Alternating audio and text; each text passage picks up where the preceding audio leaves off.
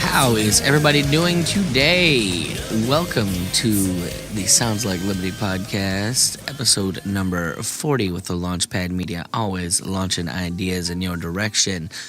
As always, I am here with my lovely wife and co-host, Lizzie. How are we doing today, Lizzie? I'm doing all right. How are you? Well, I'm doing all right. Okay, that was a long pause, but we're just going to go with that. Not to be considered alt-right, which some would think I'm doing. I suppose. But life shall go on. Uh-huh.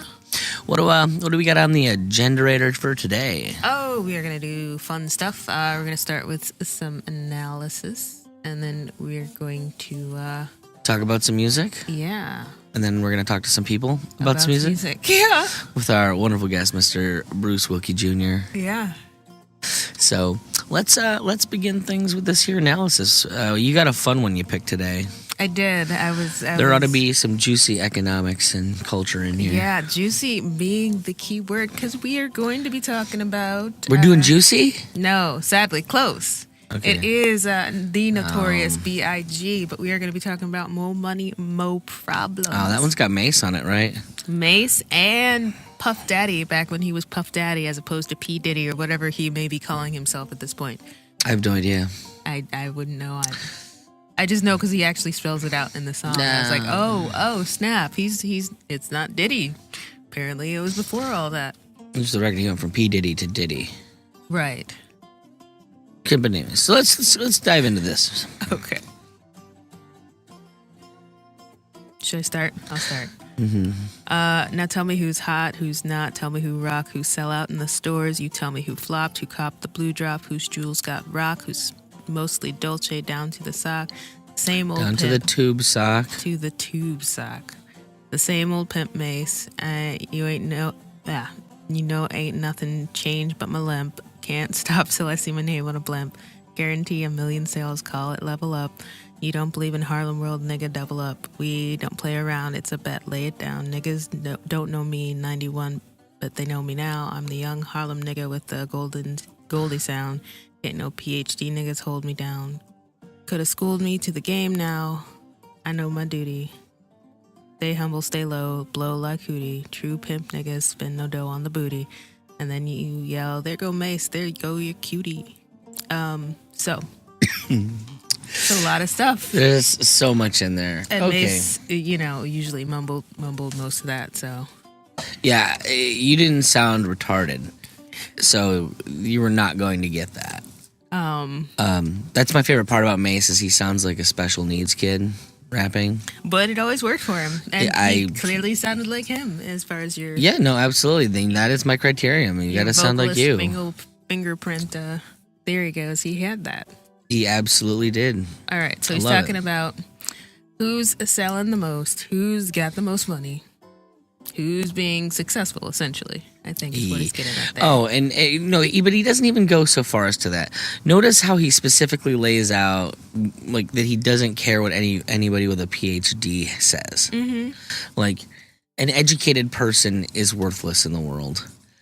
And really all we've got to do is chase after money. Get as much of it as we can, because that's how status is bought. Okay. Well, I'm torn right from the get-go on this. Aside from his own issues with talking about how he's got to stay humble, and the entire thing is the most braggadocious thing in the world so far. Right, okay. There is a whole... He clearly understands the way the world actually functions. Mm-hmm. The fact of the matter is that freedom is money. Money allows you to do what you want to do. Okay. However,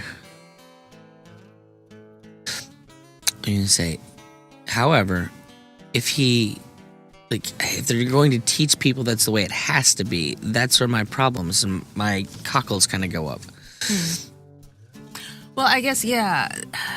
To that point, it makes me think of, maybe as he does sound the way that he does, maybe there were some, teachers who told him he wasn't ever going to be anything. And maybe that's what drives some people, farther into that world where, no, it's just about selling records and getting booty and, becoming that person because they're told that they're not going to be successful academically. So they might as well not even try. And so he's trying to, what do you want to say? I guess my point in all this is that you can determine, there's the subjective value theory. And while money does afford you freedom, that may not be freedom may not be the thing that you crave. Some people, want more family. People make all kinds of choices for all kinds of reasons. Sure. And perhaps Mace's big thing is he just wants to be able to do whatever the hell he wants. I know that that's a driver for a lot of people, but not everybody. Well, I mean, and that definitely can be affected by financial freedom. But this is I think the real key in here is that I don't know what they want from me. It's like the more money we come across, the more problems we see. And it does point out that there is a point in which everyone has this idealized view of the wealthy, and it's definitely perpetuated to keep an us versus them mentality going. But the fact of the matter is everybody has has problems. Yeah. The problems just change. And I would say perhaps based on the numbers, people at the top tend to have probably more problems because they have their problems, and then the responsibility of all the problems of everybody else that they affect by what they do. Yeah, I'd say that's a fair assessment. Now, I also think that in many cases that they willingly take that on. There's trade-offs. So, Yeah. I mean, you kind of take on that responsibility, then you're going to do that. Certainly in the way the world is constructed currently. I think it's far easier to focus on your immediate needs and wants when you don't have a lot of money. And people start expecting more of you. People start showing up and asking you for stuff. When you appear to have money, you might not necessarily even have money. Like they feel that you have money, but yeah. So move on to Puffy's. All right, go on then. Scene. I'm the D to the A to the DDY. Know you'd rather see me die than see me fly. I call the shots, ride all the spots, rock all the rocks, cop all the drops. I know you thinking now when I haul the ball and stops. Rather than another home, go to call me on the yacht. 10 years from now, we'll still be on top. Yo, I thought I told you that we won't stop. Now what you gonna do with a crew that got money much longer than yours and a team much stronger than yours? Violate me, this'll be your day. We don't play. Mess around, be DOA, be on your way. Cause it ain't enough time here for you to shine here.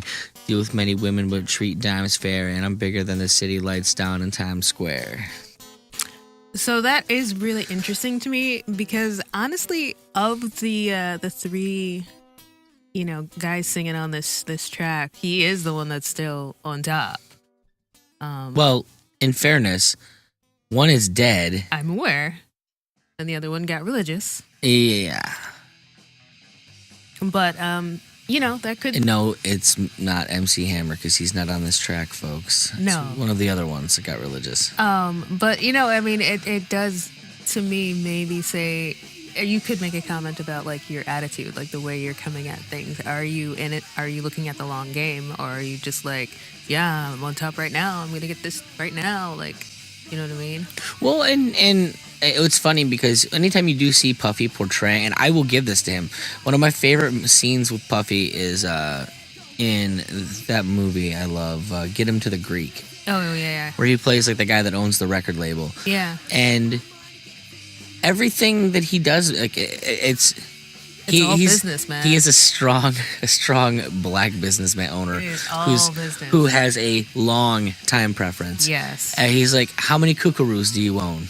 I own 50 kookaroos. How many you got?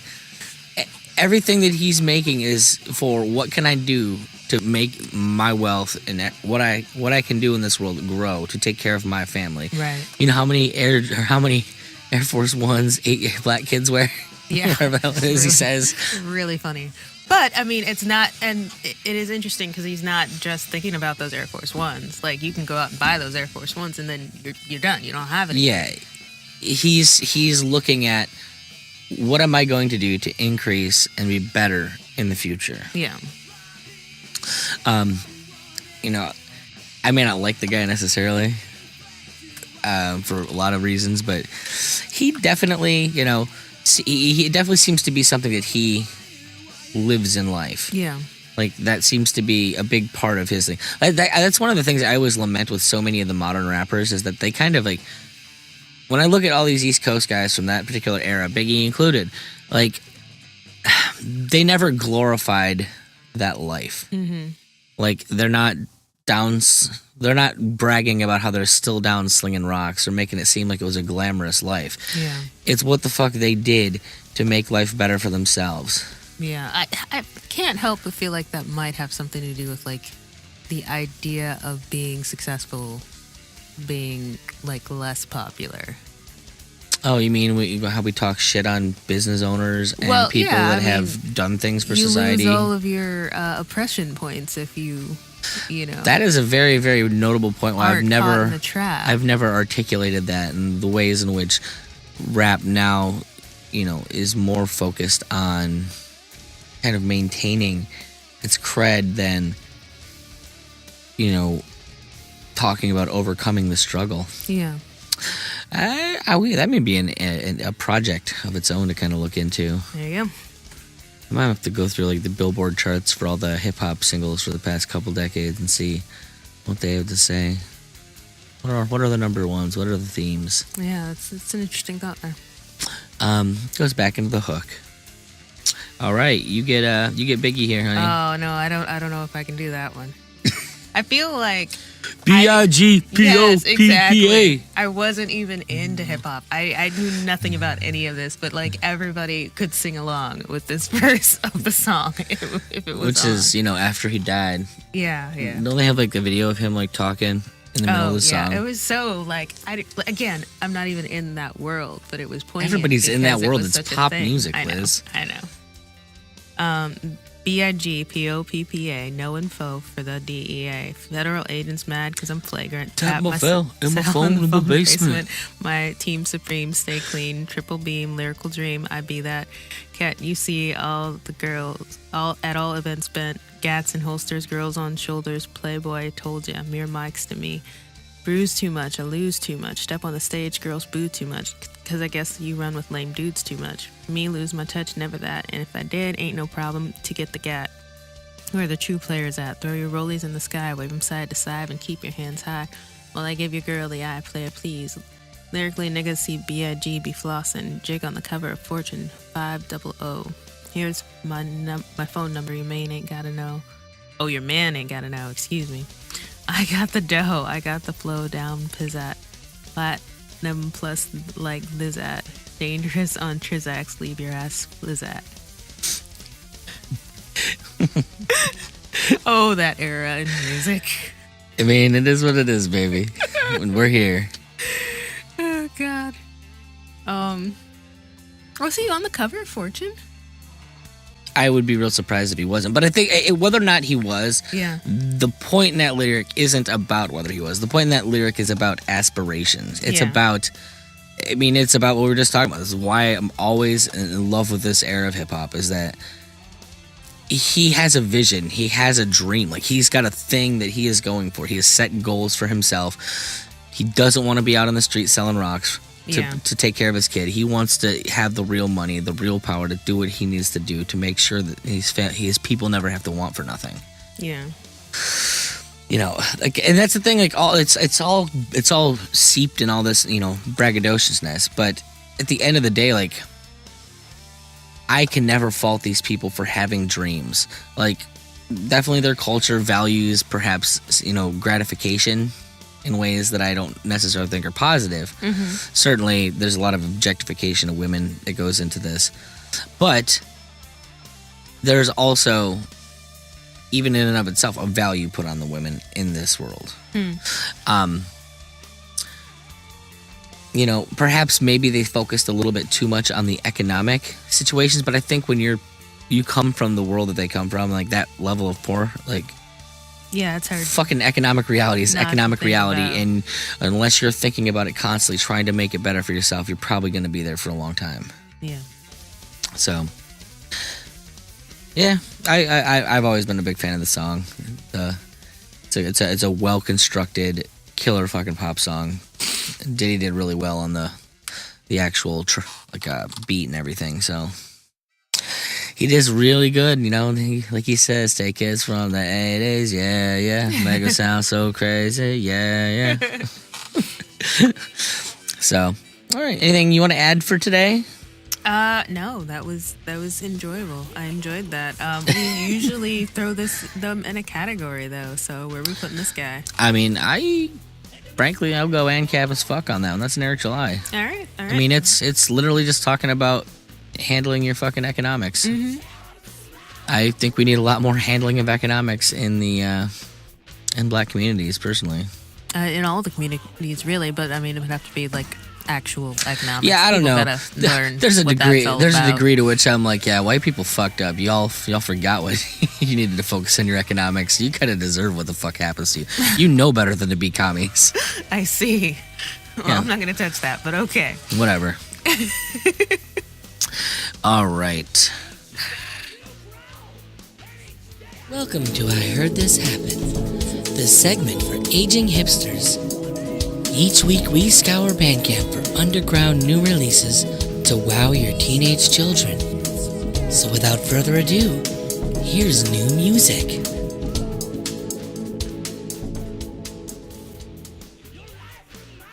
So moving right along, we have I Heard This Happen for this week. What do you got for me? I have a record called Anatomy by a band called Death Be Not Proud. They are from Texas. This is what you played in the car for me yesterday? Yeah, it's kind of like J-pop meets... No. Please allow me to start this out. What is the first thing that I said to you the minute I hear it, Liz? They have a Zelda... It opens up with the Fairy Pond theme by no, Zelda. It's actually the 14th track. It's The Legend of Zelda Suite. It's 14 minutes long. It's awesome if you are into gaming at all. If you're into, like... You'd probably enjoy it. Just check it out. It's fun. But it's a fun record. It's kind of metal with like the layered lyrics, which sort of makes me think of like the screamo emo era. I don't really know what category you put it in because y'all know I'm not with the genres, but lots of like grindy guitars and loudness, and then a guy like and a bunch of guys coming in with harmonies behind him. It's basically that thing. Yeah, and it's got like some J-pop touches, some electronic touches, and obviously a good dose of nerdy fandomness. So I really enjoyed it. You can check it out on Bandcamp, as with all of the things. I think it came out like it's coming out like today, I think. No, actually tomorrow. It comes out on Tuesday, which will be yesterday by the time this is out. So it just came out. Check it out. What do you got? I've got questions as to why the fuck something's not loading on my phone. Oh, the interwebs. The internet's been really buggy lately. Like Our internet or all of the internet? Well, kind of all of Like the internet. Like the Facebook whole and- Facebook thing and then the whole YouTube thing. It just sort of makes you wonder. It doesn't make me wonder, Liz. It makes me wonder not at all. Yeah. And then, yeah, our internet in particular has been a bit cruddy this week as well. So, I don't know. It makes you want to, like, go outside in the sunshine, read a book or something. Which sunshine is that? Well, I mean, we have it occasionally. Anyways. So, I have the Colors EP, Ooh. which is by the band Triptides. It is a reissue of a cassette from 2010 that came out in 3/15. Okay. All right? Yeah. It is 6 tracks of psychedelic. Yeah. I got a real groovy vibe from that. Kind of reminds me of the best parts of 60s psych rock. The modern day kind of vibes would be like Tame Impala, the Sea and Cake, and the Stepkids. Okay. I'm going to say this. I'm a bit sick of constantly having to say LA-based band. I know, right? Like, what's wrong with these people? They just have sunshine and like waves, and they make awesome music. Apparently. I guess, but I want them to all move to a place that's not overrun with socialists. Well, I think they might be the socialists. I'm sad to tell you. I know. Apparently, you can't be a talented musician and not a complete economic illiterate. Well, no, I'm not gonna agree with that at all. I think there are plenty of economically literate, awesome musicians. I suppose we did have our buddy from Owen Glass come in the studio. The awesomeness. I can't wait till that episode comes out, folks. So excited. It has a sound similar to like the modern day psych fair stuff like the Stepkids, just a little bit less funky and more authentic ambient. Okay. To sum that particular phrase up, more Beatles, less Beegees. Yeah. And the big thing that I really did like about this EP is that it did well to balance the really shimmery, garagey stuff with the more kind of withdrawn ambient stuff. Okay. It had in 6 songs, it had its ups and downs. Yeah. But it did well to not make them feel disjointed. Okay, I can dig that.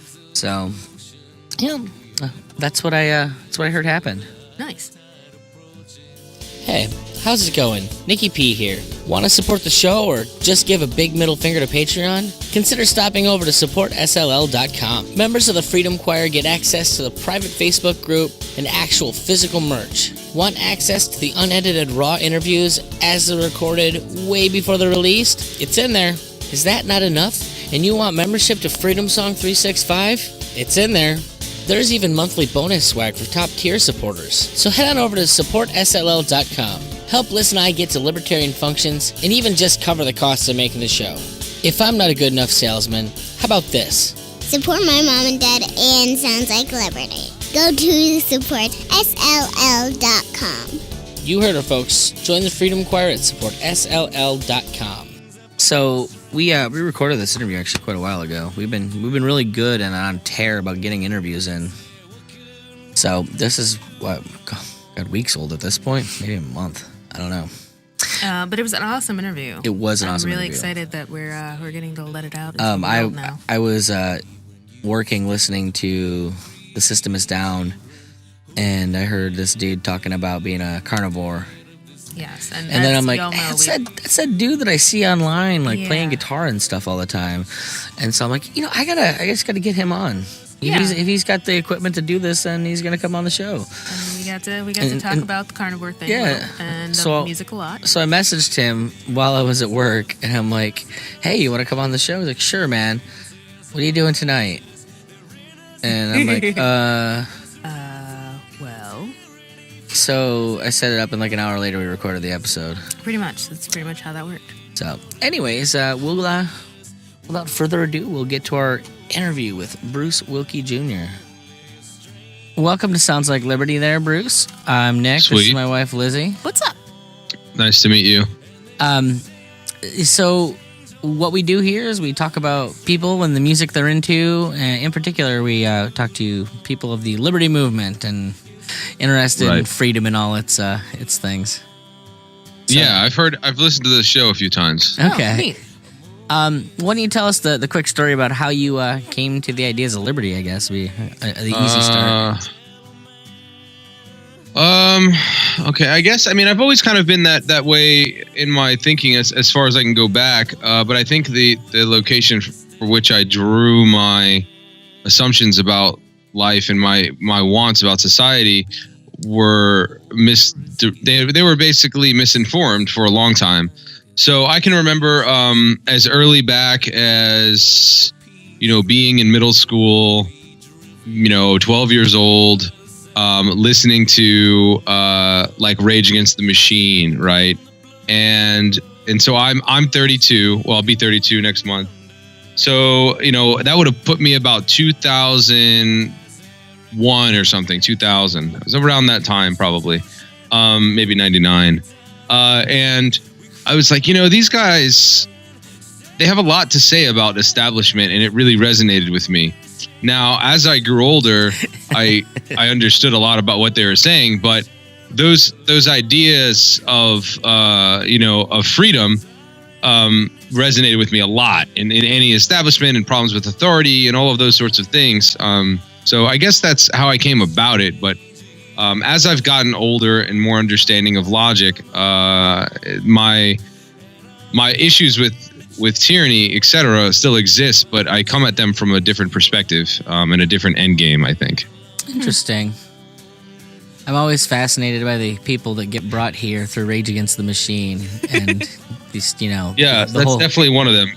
The whole my family thing. too, a little bit. My family a little bit too, I think, but like they were never politically motivated, but I think all of their tenets and their beliefs about life probably led themselves toward a sort of a liberty or freedom minded upbringing, especially my dad, especially most of, I guess, my family is pretty hardcore about do the right thing. You know what I mean? And you're responsible for yourself.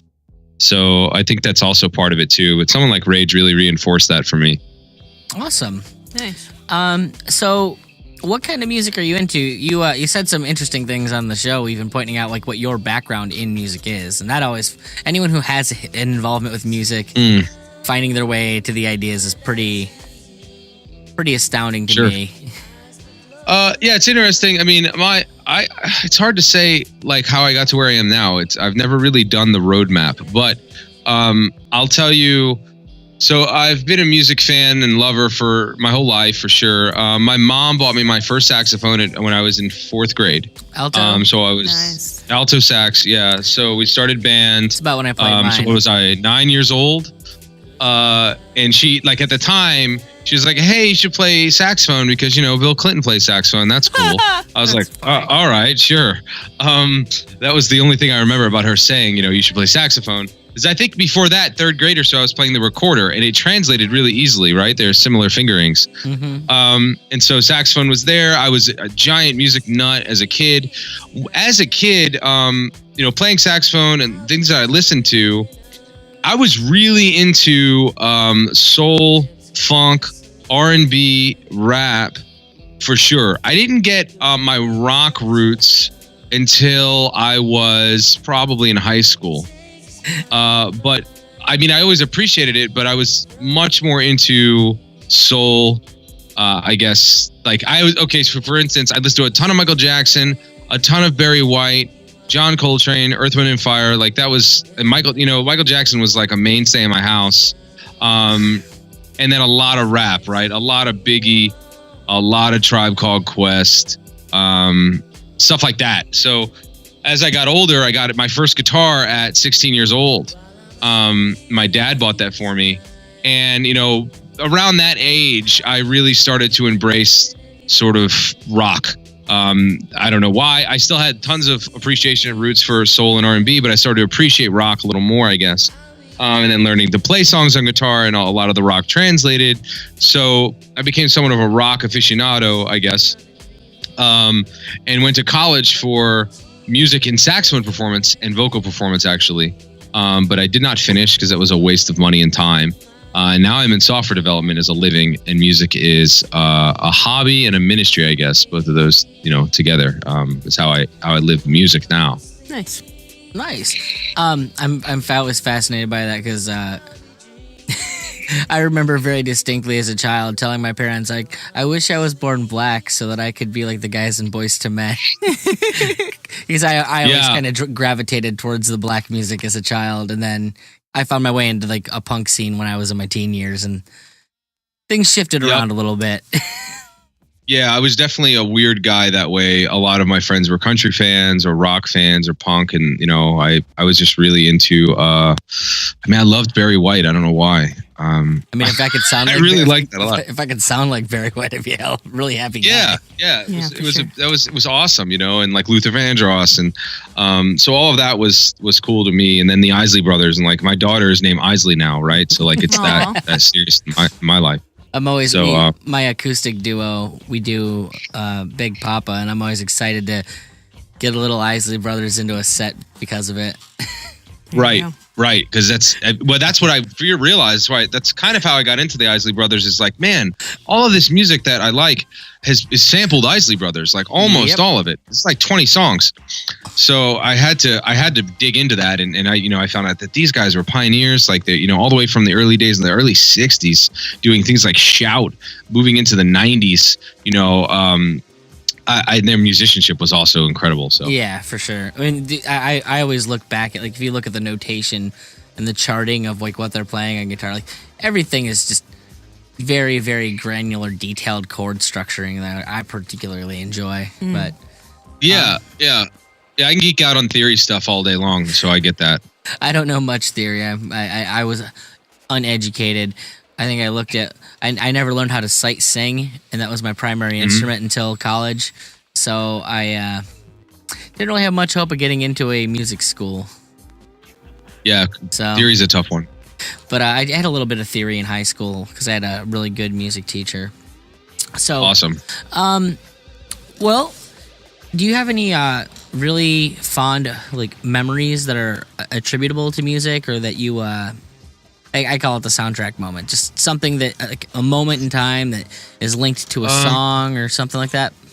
I'm sure there's a ton, like almost. So that's one thing of like my life. I feel like I could soundtrack pieces of my life with the music I was listening to at the time, right? So it's easy for me to remember a time by hearing a song because they somehow go together, Sense like memory. that, and sense, like smell as well, right? So that tends to happen with that too. But just like Mama made.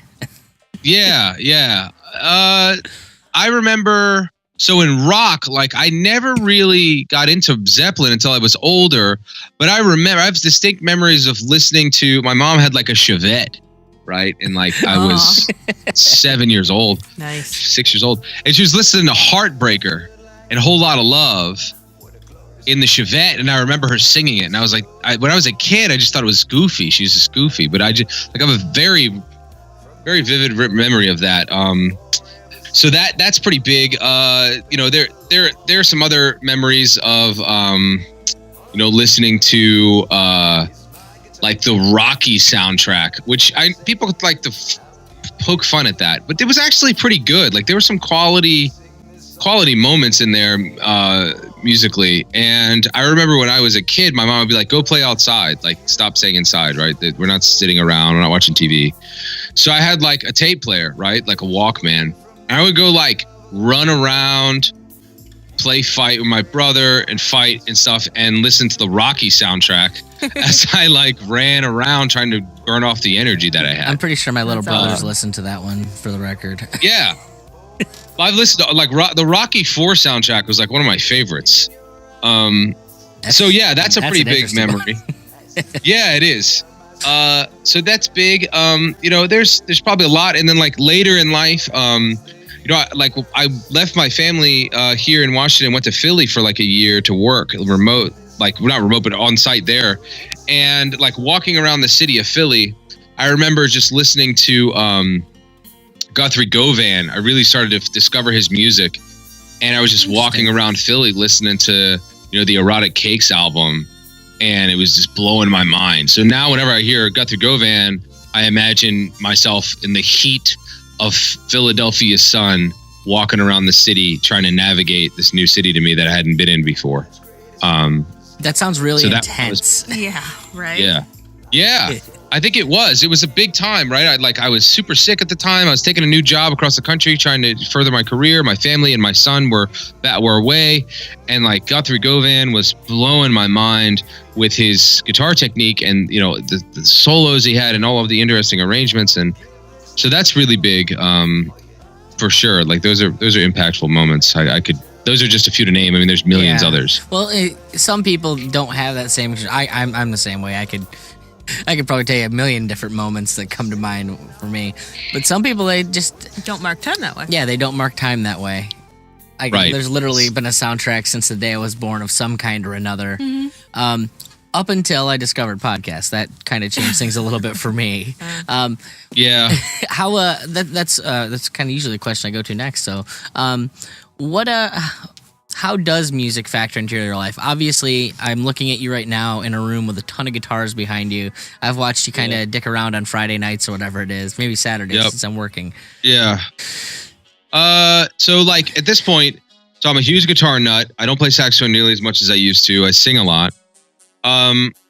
So I play guitar leisurely. I love to, like, improv is my thing. So I love laying down some chords and seeing what happens. Like I could do that for days on end. I like jamming with drummers a lot. So like me and a drummer, super fun. Let's just see what happens. Throw a loop pedal on and go. I sit in a lot of churches for different things. So churches tend to need bass a lot. So I play a lot of bass, guitar, whatever I need, whatever's needed, vocals. So I do that pretty often. And more recently, I've been trying to get my son, who's he's 5, into music, and he sort of tolerates it, playing it at least, but he loves listening to music, and he's so that's like a big part of our lives. Is like I drill him on like different songs, who's playing this, what instrument is it, like can you clap to the beat, like that. So teaching has been kind of fun as of recently to my son. Does your son have like a kind of music he likes? He's all over the place. More recently, he's been like, "Hey, Dad, I want to listen to hip hop." Like, really? So it's changed a little. But so I don't put on like new stuff. We listen to like Jurassic 5 and older. So basically, Q-Tip, anything from Tribe. Yeah. There's stuff like that. We don't get into gangster rap too much. It's mostly like intellectual rap. Beastie Boys, I'll tolerate a little bit.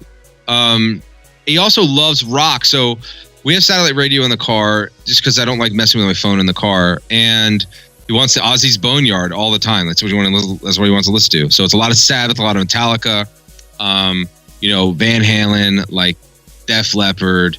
He loves that stuff. And I'm thinking about it, like as a kid, I'm like, like Metallica or thrash rock, like thrash metal, is like the perfect soundtrack for a very rambunctious boy. Like it is basically the soundtrack that pretty much reflects his life, which is 0 to 100, no in between, go, thrashing everything. It's not a lot of deep content. I mean, some Metallica stuff later got a little different, but it's mostly just like seek and destroy. Like let's just run around and or Motorhead. Mm-hmm. That's him, and he loves that stuff. And so that's kind of where he is on music at this point. I'm fascinated that way. I'm fascinated listening to other people talk about their kids and music. I listened to a lot of Goldfish when my daughter was born, and I now have a burgeoning EDM kid at 5 years old. Oh. I'm like, oh, sweet. So the moment you're 15, we're just going to go touring different EDM festivals around the country. All right. That's one thing I haven't gotten into. My son really does dig the Spider-Man Into the Spider-Verse soundtrack, but there's a lot of rap on that he loves. Insane. I'm not a big EDM guy myself. Right. I have a couple groups I like, but she just loves all that dance music. That's just her thing. I could see that. It's a lot of fun. And I think that's all it is. Like it's literally she likes to move, and that's movable music. Well, yeah. I mean, it might be the girl version of that having all that energy at 5. It's just I think it is. Where do you throw that musically? So, yep. What do we got next, Liz? What are we thinking? Well, we could talk about live shows. Have you seen any live shows that were really memorable, or have you played? I've played a lot of great live shows. I've also gone to a lot. One that's really memorable, mostly because of my wife. So I'm a giant Coheed and Cambria fan. Nice. I have a tattoo of them on my arm, like their ski work. And so I took her to a show back when we were dating in college. We were not engaged at that time. We were dating. She went with me and a couple of friends to the show. So the Fall of Troy opened, which is just incredible. I love the Fall of Troy. That was like, well, actually, Clutch opened, and they suck. I can't stand Clutch. Really? Sorry, all Clutch fans. Not a fan. No, I don't like it. And they were awful. Like, their music was awful on stage. Like, it sounded horrible. It was horribly mixed. The guys were, like, just way out of shape, out of breath. Like, it looked hard. It was bad. It was a bad scene for them. Maybe they've improved. They're probably drinking too much, I think that if you're a Clutch fan, that's literally what I think you go to see Clutch for is a bunch of overweight dudes playing sludgy rock. And, okay. Sure. And I've gotten into the sludge more as I've gotten older, but I didn't like it that much at that time, so I should probably revisit them again. Well, if you're into Coheed and Fall of Troy, I don't even know why they would have been on that bill, to be completely honest. Well, I think Travis Stever, the lead guitarist of Coheed, really likes them. Yeah, likes Clutch. I mean, I toured with him, so I like all those bands. So. Yeah, I love them all. I love Fall of Troy and Coheed. I should probably revisit Clutch. The harmonica thing was also kind of weird. It didn't fit, but that was interesting during the Clutch show. The thing with Clutch is that, Clutch is a 90s band. Like, they came out with, like, all of the old 90s alt bands. They were playing contemporary with, like, Nirvana and stuff. And they were kind of like this bluesy alternative to alternative music at the time. And they kind of have kept doing their thing, and just music has moved so many different ways around them, and they've just been stalwarts. And this is what the fuck we do. And I think people still go to watch those shows.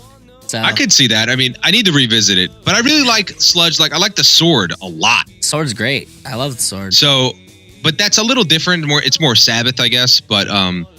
But the show is memorable more so because Fall of Troy's there. I loved it. Like, Thomas Eric was crowd surfing while playing guitar at the same time. Like, I was holding him. It was amazing. I've met him like 10 times. He's great dude. Coheed's there, and so what happens at that point is we're in the front, right? Because at that point in my life, I was in the pit, and then we got pushed up front to the cage. Well, my wife and I got separated during that massive push when everyone's coming up front when the band's about to start, and so they start the first song, which is In Keeping Secrets. I'm pretty sure it might have been Welcome Home at that point, actually, during that tour. I don't remember now. Might have been Keeping Secrets. So anyway, first it starts and everyone's just nuts. So I can't find my wife, and I finally see her, and she's like literally drowning in the crowd. Right, like she's trying. It's like as if the crowd were water. She's like bobbing up and down and trying to get breath. Right, so I find her and I go over and I like push my muscle my way over, and I grab her, pick her up, and then drag her out and lift her up over the crowd and go to the back, and we watch the show together. Well, the reason why that's so important to her is because she's like, as soon as that happened, I realized that he was the one for me. Because we're at his favorite band show. He grabs me out of nowhere. He protects me from these crazy people, and we just sit in the back and watch the show together. And she knew that I wanted to be up front, right? But I stayed back there with her. So that's like one of the more memorable shows for us, I think. And so since then, she's been a huge Coheed fan too, which is awesome. So, and not to pour haterade on here, but no, that was a beautiful story. I actually have a question for somebody who is like a Coheed fan. Have you at all? I guess have you seen them in the past couple tours at all? Yes. I never got the opportunity to see them when they were really, really big and a band that would have been considered contemporary at the time. And so I was super, super disappointed when I saw them last. The show was incredible. Like they still did a killer job. But it's been difficult watching Claudio come to terms with the fact that he's an aging guy and he doesn't have those super highs anymore. Yeah. Listening to him not wail on 10 Speed of God's Blood and Burial, those highs was kind of disappointing. But yeah, I think so. In a couple of years, how long ago did you see him? God, I think it would have been maybe 2 years ago now. Was the last time I caught him. So I think he goes, like, he has that problem a little bit from time to time. As he's gotten older, he's talked about it. From what I could tell, like there are some shows that are hit or miss. Mm-hmm. But one thing that he always does is he like pushes through and sticks it out and does the show anyway. Yeah. I respect him for that, but yeah, I mean, they've lowered the keys of some of the songs. They went down a half step. They started doing some songs in lower keys, and his voice, like, he's had ups and downs with his voice. He's had surgery, I believe, on his voice. He's had to abstain from talking for months at a time.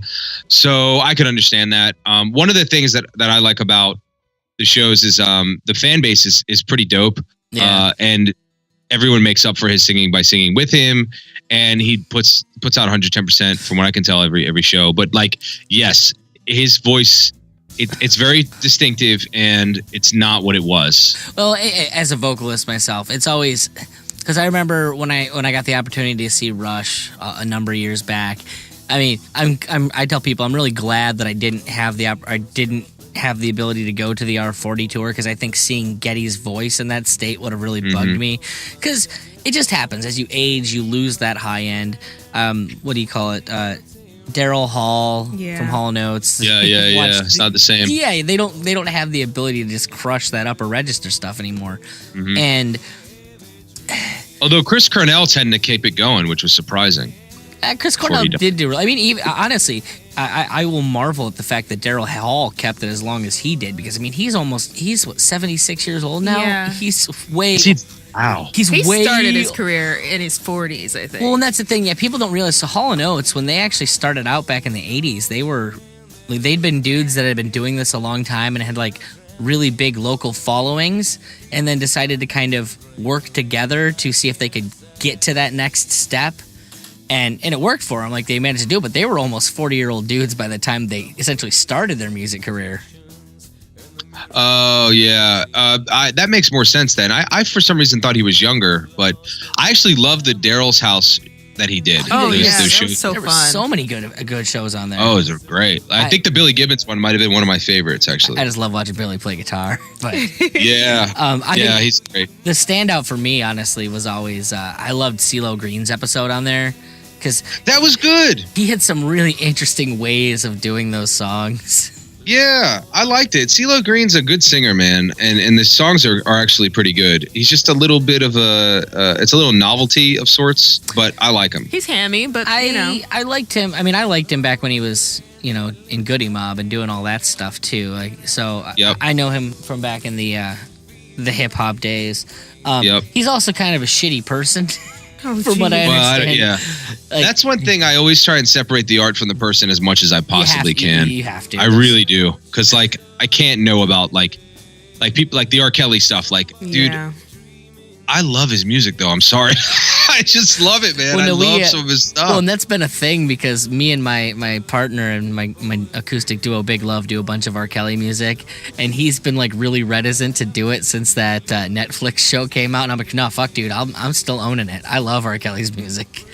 Yeah, I do too, man. It's hard, but at the same time, but it's interesting. Someone once told me, they're like, hey, man, so if Hitler did comedy and it was really good, would you be like, hey, man, that genocide was rough, but dude, that guy has some bits. Like, and so that's the most extreme example, right? And it's like, I have to take them as they come, but for the most part, I'd probably still like, yeah, but he was a great comedian. I mean, oh my God. Yeah, I mean, you'd have to. It would suck. It would suck. It would suck. That is exactly it. That's the well, bottom and line it's that's actually a thing with like, because in Hollywood, some of those like big directors have a lot of history with like young girls, and even people like you wouldn't expect. Like, what's his name? Peter Jackson. Is it Peter Jackson? No, it's not Peter Jackson. It's the one. It's the other one. Guillermo. Yeah. Guillermo del Toro, who Pan's Labyrinth and that kind of stuff. Yeah. He apparently has a history with young girls, and it really, really hurts me, because his art is so good. Yeah. But well, there's a little crazy in there that, like, there's something. Those two personalities may somehow go hand in hand. I don't know. As an art, like, as far as art goes, you have to be able to see something different in the world by default. Otherwise, your art isn't going to be interesting. That's usually not. There's like a lens that you have to be able to see through that kind of finds something that's there that makes it, a unique story out of the normal. Okay. Where are we at, Liz? I mean, we're rolling through. We did roll right through. Yeah, I think we might be up to that last big question. I know he's gonna have interesting things on this one. So we always like, our last music question we have to ask is, if you had 5 records to tell people to listen to right now, what would they be and why? And they don't have to be your favorites, just things, because I know me, it changes literally every 5 minutes what I'd tell people to listen to. Yeah, it's hard to say. Okay, so I always go to, so we're eliminating classics, so I wouldn't say like the works of Hector Berlioz or something like that. I mean, I've had people use classical music before. Yeah, you can, this question's whatever gotten suits your fancy. Really. it's gotten really weird. Yeah. over the time. So I'll eliminate that because I'll just say that's like those are like the baseline of all things. So I'll just go more modern, I guess. I'm gonna say the interplay for 2 trumpets and 2 tenors of John Coltrane, for sure. So the album with Soul Eyes on it.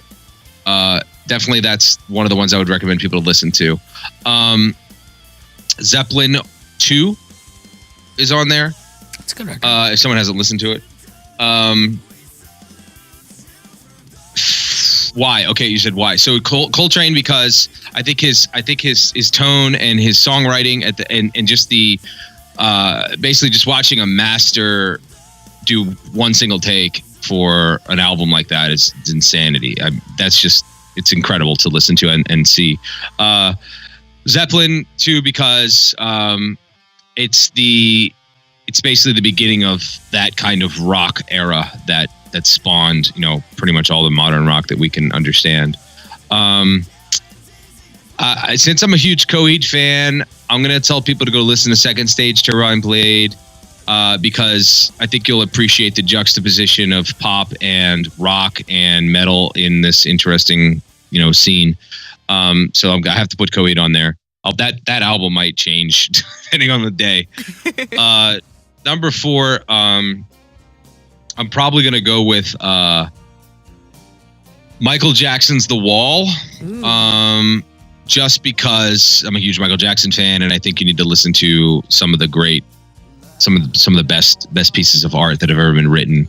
And then since we're in those genres, I'll hop out of that genre and say Low End Theory by Tribe Called Quest, because that was fundamental for everything related to hip hop, and basically most top charts today are hip hop based. So I'm going to say those 5 today. I'm sure they'll change. Nice. So I was Fife Dog that passed last year, right? Yeah, from I think diabetes complications. I could be wrong. Something. Man, that's talking about the trap right there. Yeah. Sucks. Yeah, diabetes does suck. Yeah, it does. Yes. So yeah, I'm working on getting myself out of that whole thing now. This is why I was so fascinated by your story on the system is down. Yeah, if people are interested in diet and things like that, I know that's not really what you guys get into on this, but yeah, listen to the System is Down podcast about the carnivore diet. It'd be an interesting one for people. Well, yeah, we couldn't help but kind of start discussing it because we just started keto, which is like we started it again. Yeah. This is why. Okay, I'll give you a quick pitch. I did keto, and if you've gone on and off keto and it hasn't worked for you because you've fallen off the wagon, don't keep doing keto and do carnivore, because the restriction will be your success. Well, and that's actually why I like keto. Keto wasn't because I had difficulty with it. Keto was I just made some really bad decisions the first time around, and like that was more a matter of I just don't think I was in the place at the time and kind of thought I could do things differently this time. Well, I hate meat, so it makes it the reason. Oh, you hate meat? Yeah, so that's why I like keto, because like where you were talking, overeating is almost fucking impossible for me because I don't like most of the shit I'm allowed to eat. So I see. I guess I can eat a lot of cheese. Too much cheese is a rough one, man. Yeah, no, I also joke. I think I actually eat more vegetables on keto than I ever did off keto. Yeah. Because you're addicted to carbs. For me, it was like, it's just all fucking bread all day. And that's how I was too. And like, well, I remember the first time I was on keto, I used to joke with people. I don't joke about it that much anymore because I've come to the realization I have a shitty relationship with food. Right. Literally, the first time I was just sitting there fantasizing about bags of Starburst jelly beans. Yeah, the sweet tooth is a rough one. Yeah. The only thing I would say, like, if I were to cheat, it would be for like tiramisu or cake or something. But because of the sweet tooth. Yeah. But honestly, like, because of the benefits I've had now, at this point, I mean, it's pretty extreme, but I treat most all of their food like drugs. Like I can't get off the wagon. I can't visit the dealer again. Yeah. You know what I mean? I can't get into that because I will die. Well, and that's really how I approach it. And that's what it was with me for sugar that first time. It's like I now realize I have to look at sugar like a fucking addict. Like I'm one of those guys at AA. Like I have one Smartie and I'm gonna be blowing the dude out in the back corner for a fucking sweet tart. Yeah, that's really what happens, man. I think it could be, the argument could be made that it's just as bad for you. Well, and what's interesting, I found is like for me personally, and I listening to your story was interesting because it was definitely different than my own. In that, like, I don't actually crave sugar when I'm on keto. Like, just simply taking it and getting rid of it makes me want less of it by default. But I know right now, if I went and fucking had an actual like real sugar thing, I'd probably be off tomorrow. Right. Just because. Yeah. There are some people that can moderate their diet and other people that need to just abstain. Yeah. No, I'm of the latter. Yep. I am too. So, anything you're thinking about specifically, Liz? While we have him on, no, I gotta go back to work. That was the real talk there. I was super excited to get to just talk that, and then to talk music, which was really cool because you're coming from all sorts of cool places. So yeah, you were talking about like doing opera kind of stuff on the System Is Down. Well, what kind of background do you have with that? Well, I started singing in 6th grade. Someone listened. We used to sing in class in middle school, and they would sing this song. And they heard the teacher there heard me singing. She was like, "You need to go audition for choir." And I was like, "What?" So I auditioned for choir, and they're like, "Yeah, you definitely need to sing." So I've always been a huge, I guess, into singing and pretty good at it. And so I started college, and I was doing vocal studies, and we did camerata singers and audition choir as a freshman, which is pretty tough to do. I made that, and then I was in the opera workshop and did an interesting independent opera. That was a lot of fun. I played this. It was like an Appalachian folktale set to an opera, and I was like this overbearing preacher guy with this giant voice, and it was just a lot of fun. I haven't done much beyond that, to be honest. I haven't done any sort of choir engagements now since college, but that's super interesting. That's kind of where I've been on that. Only one of the people I knew who did, because I did choir and all that stuff in high school, and then I've done bands about my whole life since then. I knew one guy that did opera. He was a strange cat.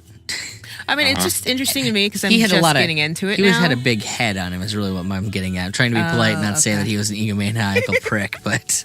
Well, I mean, there's a certain amount of bravado that goes into that type of performance, I think. And I'm just now starting to get into it to the point where I'm not just like, okay, this isn't just hoity-toity stuff. Like, this is real music for people who care about like how every note sounds. Well, and there's a lot of skill that goes into it that I don't think people necessarily understand. Putting that much volume and air behind a note is not an easy thing to do. Well, like the style of singing in opera, with like the bel canto singing, is basically the baseline for all vocal coaching at this point. So like that's where you start.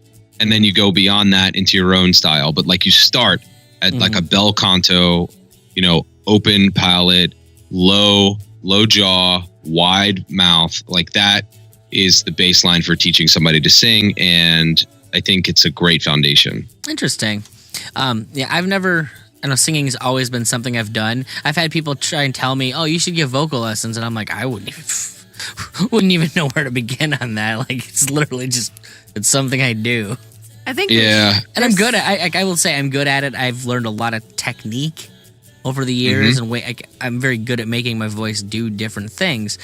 But that step of getting that to anybody else, like what's that nonsense? Like, to me, you hear it in your head and then you do it. Like what's more complicated? Yeah.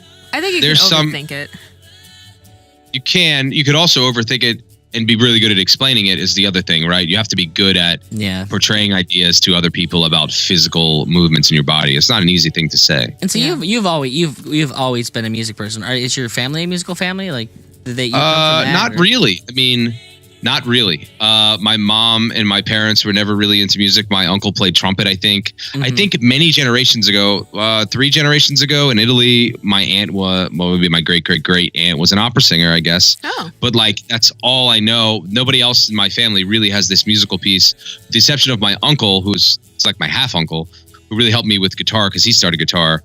But like, that's it. Like, there isn't an inherent musical thread in my family. Interesting. Like my dad was a great appreciator, and I think if he had ever taken his life differently, might have liked to have been a singer in a band. But all the kids kind of got into music. I was the only one that tried to do it professionally.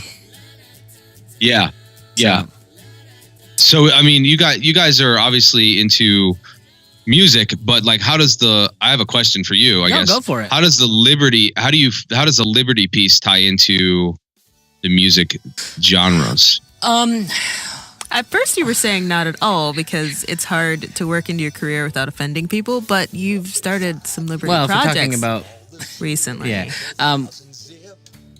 depends what you're asking specifically on the question. Like, is there a genre where you see more of it or less of it than not, or you asking? Yeah, or like, how do you live with liberty-minded philosophy and then work in such a like not liberty-minded world of music, right? Is the great question. And when I first started putting myself out there and into the movement as like a person making stuff, one of the things, like, my goals was to find out who else is out there, because there's certainly a degree of hiding when it comes to other musicians. I don't like the way that I do music professionally. I play cover songs out. Like, I have an acoustic duos, and I go out and make money, doing that on weekends. Right.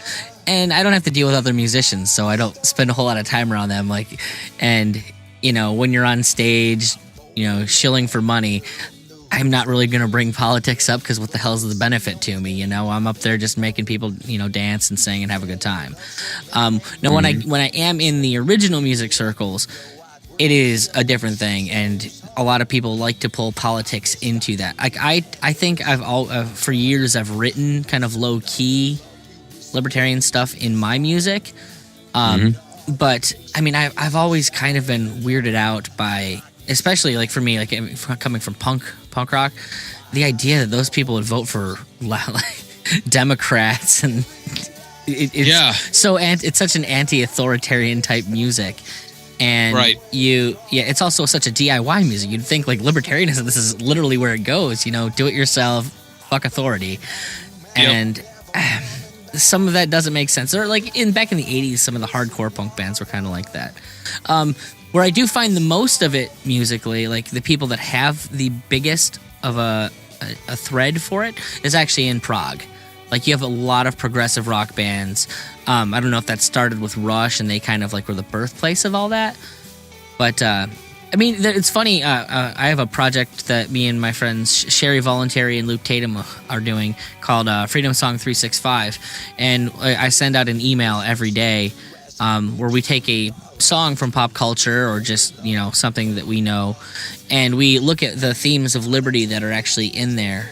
And there's been like some actual hits, like hit songs that I think our first email we sent out on January 1st was actually what was it? It's Silent Running by Mike and the Mechanics.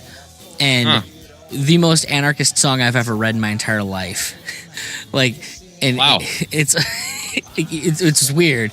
But the whole song it's from the perspective of like a family where an authoritarian, like, the father is like gone and he's calling from the future to warn his family of what's to come. And there's literally a line, I think, in the beginning of the second verse where he tells his wife, there's a gun in the drawer by the door. Don't believe a thing the church and the state tell you. And, do whatever you have to do to survive and stay under the radar, but know that it's all bullshit. And like, what is it? Didn't it hit like number 1 for like 3 weeks? Yeah. And you're like, just that line, telling her that the gun's in the stand by the door. You couldn't even put that in a song anymore. Like, right. So it's been an interesting journey. I have also been surprised to find out how many libertarians there actually are in music that, we don't talk about it because we want to work. I found that too. Yeah. If you listen to Lions of Liberty, I think it's actually probably how I know you. Right. And you heard the most recent interview with Jason Reichert or JJ Boogies. I did not. I did not hear that one yet. No. Oh, that one's fantastic. And Jason actually plays in Arrested Development as their lead guitar player. So, I mean, there's a couple guys that I know through the various forums and stuff that are in like actual big name professional bands, or like I know a guitar player out in Las Vegas who plays in like a Vegas show. There's all kinds of people that do this stuff that, it's just not something you talk about in that context. So Sure. I know that was interestingly enough, like as much as I am a libertarian and I understand the lyricism of music, I actually don't listen to music for lyrics very rarely anymore. Yeah, some people do. Kind of don't like it, to be honest. I'm really into the musicality of things and the melody. Like the guy could be reading the Yellow Book, like the Yellow Pages, and I don't care, right? Like, but we are in a heyday. Like, I joke about it all the time now. Like, every episode we give out we get on Bandcamp and see what's come out in the past week or two, and we promote an album that's been released on Bandcamp. Like, I like doing that because it's independent musicians. Generally, they're doing their thing and putting other. But one thing I love telling people is that if you like prog and you like musicianship, there's not been a better time in your life, and there's not a better place than Bandcamp, because there's so many good progressive albums that come out, and we're talking like prog from like really, really crazy jazz to like serious metal and everything in between that just comes. There's something new every week that fits the bill, and like I've definitely gotten way more into the instrumental progressive music than I used to be, because I've always, as a vocalist myself, I'm drawn to the vocal.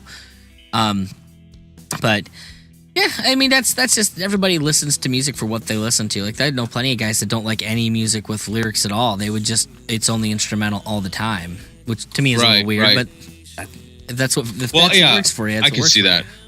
I like the instrument of the voice. I don't really care about the poetry. My wife is an English major, English teacher. She tells me I'm missing out on half the song by not caring about the content of the lyrics, and I'm like, well, I don't.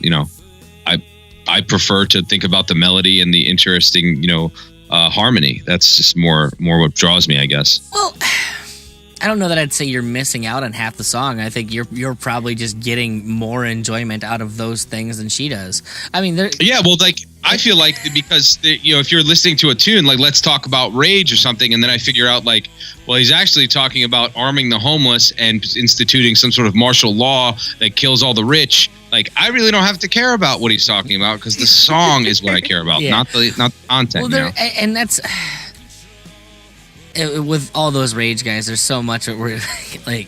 As someone who found my way to Austro-libertarianism, like, I love that vibe of fuck authority, but then again, you want to place a benevolent authority? Like, I don't entirely understand what you're getting at here, Zach Della Rocca. Yeah, and I've also noticed he's not around. Like, Tom Morello is doing his monkey boy thing with the unions, and Zach isn't around. And I'm like, well, maybe he's smart enough to realize everything's a mess, and he shouldn't be. So I haven't. I heard something about what he was up to, and then I kind of didn't give a shit, because I'm personally not a big Rage Against the Machine fan. I appreciate them for what they are, but I always thought Tom Morello's guitar playing was kind of boring. Like, I like the hip hop influence a little. Like, I really like that a lot. And that's so that my was thing. And I would have liked somebody to do that better, I guess. Is how I put it. Like, I like that it's there, but I think better people have done it. That being said, I'll talk about it, because it is a song that I do really appreciate. The angle it takes is maybe a little not my thing. He just released an album. Tom Morello did, the Atlas Underground. I think it was in October. I haven't listened to it. The first single off of it was a track with Bass Nectar, Killer Mike, and what the hell was the other one?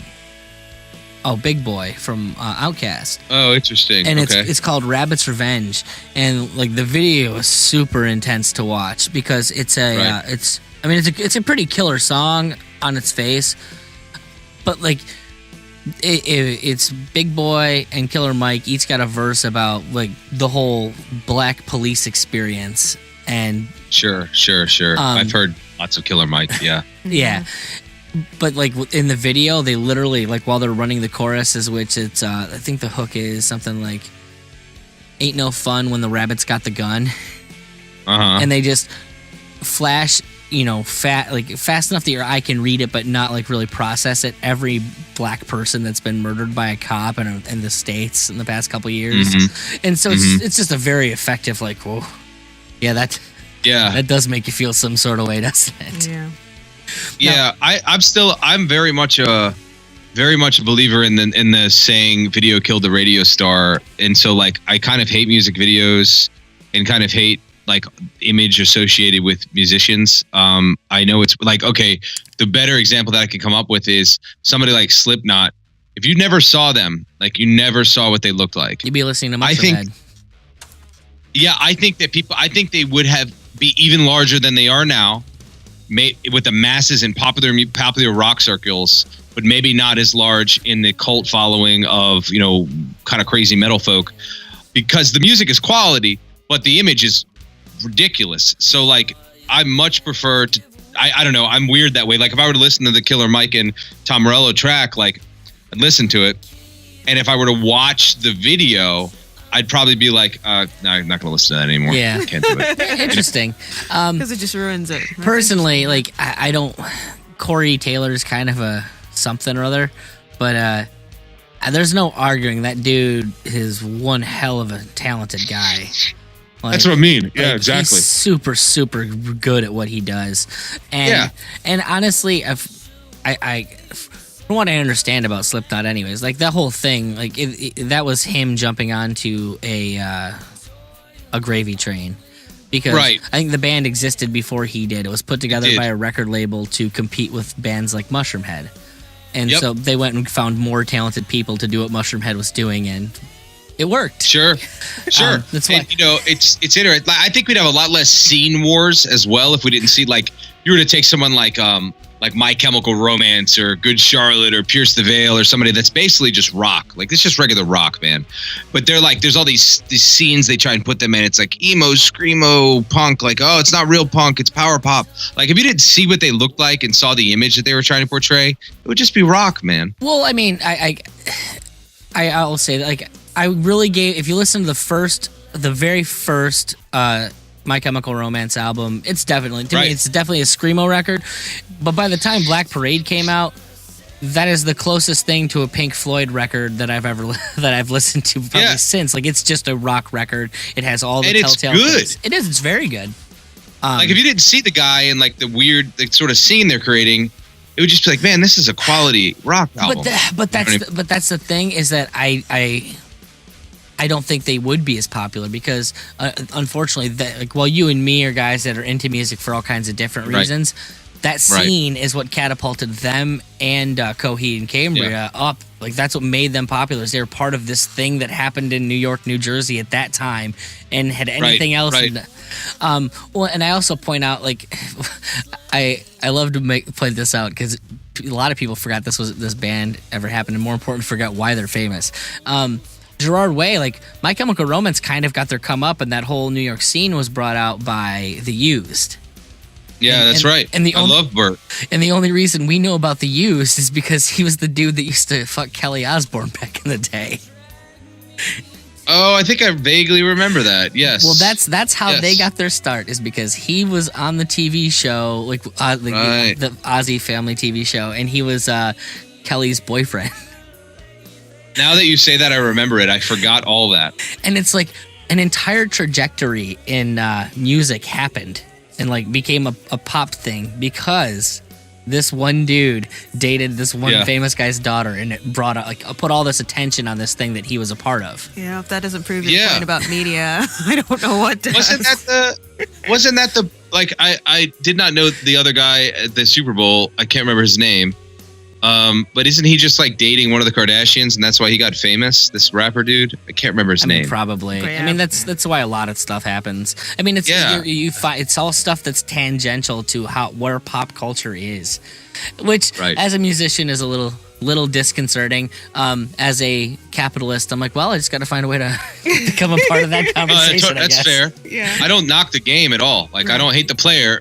And I don't really hate the game either. Like, it's capitalism at its finest. I understand that some people make music for certain reasons, and like that's why I like Bandcamp, because you're going there, you're controlling everything that you're doing, and the guys that go on there generally. That's why I like Prog on there, because those guys, that's their only outlet. They weren't going to get a record contract, so that's right. You get to do exactly what you want, and whatever happens of it happens of it. And I think you find more loyal fans that way for them. Yeah.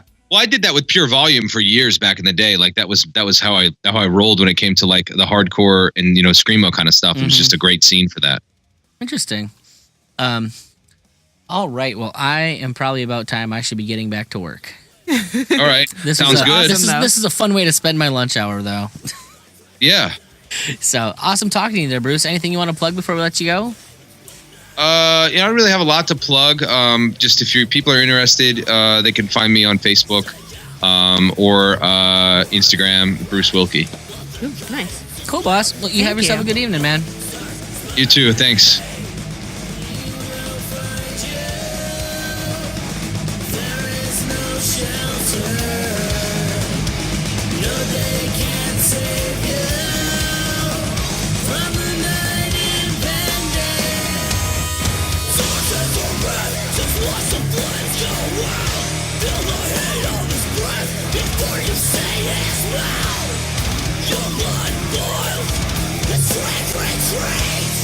Cling to your rule and until you're right.